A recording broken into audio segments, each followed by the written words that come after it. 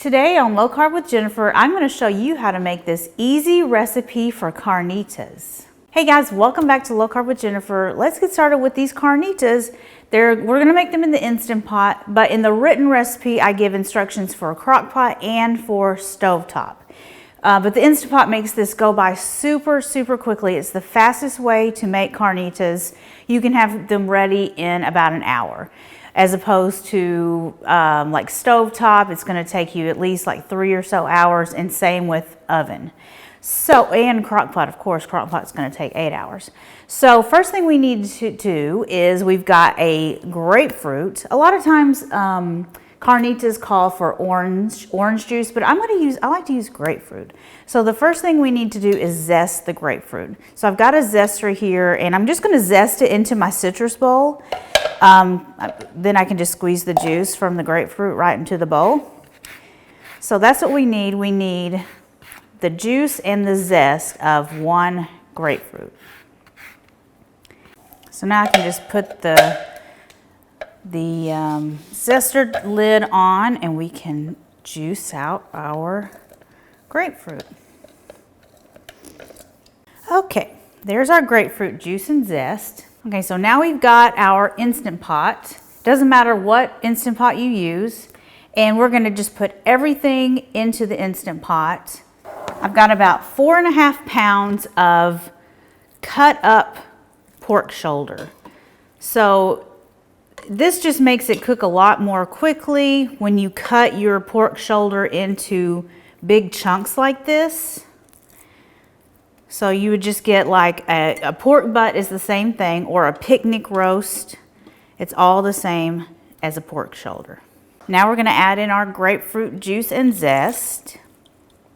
We've got half of an onion sliced, 4 minced garlic cloves, a teaspoon of dried oregano, 2 teaspoons of ground cumin, 1 teaspoon of chili powder, 1/4 teaspoon of ground cinnamon, 1 bay leaf, and 3 teaspoons of kosher salt.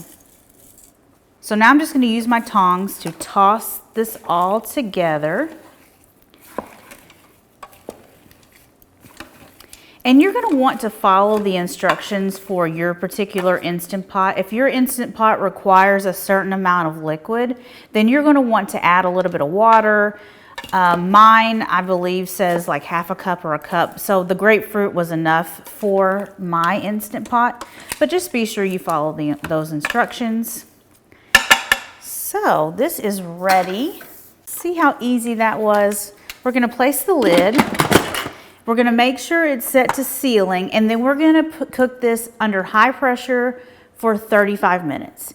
And then we're going to let it naturally release all of the way, and then take off the lid, and our meat should be very tender and like shredding. If it's not, then you're going to want to put it under high pressure for probably another 10 to 15 minutes. Okay, now we wait.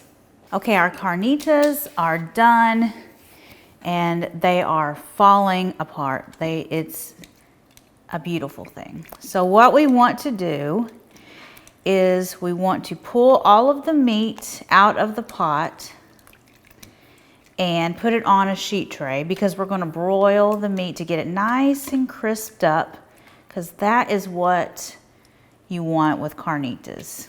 And if you see, like when we pull it out on the tray, if you see any big like pieces of fat, you're going to want to get rid of those.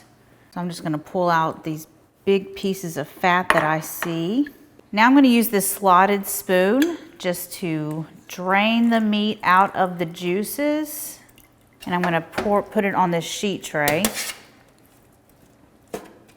And these juices, we're going to pull the Instant Pot and put it to the side. But these juices you can save if you wanted to like pour some on top of the carnitas after they broil, then you can save some of the juices for that.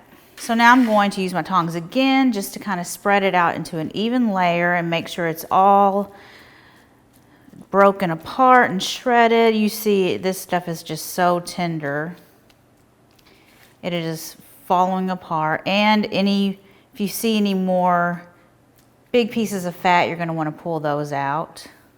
Oh man, this smells so good. But before I broil it, I want to just taste it and make sure it's got enough salt. That is perfect. It is so good.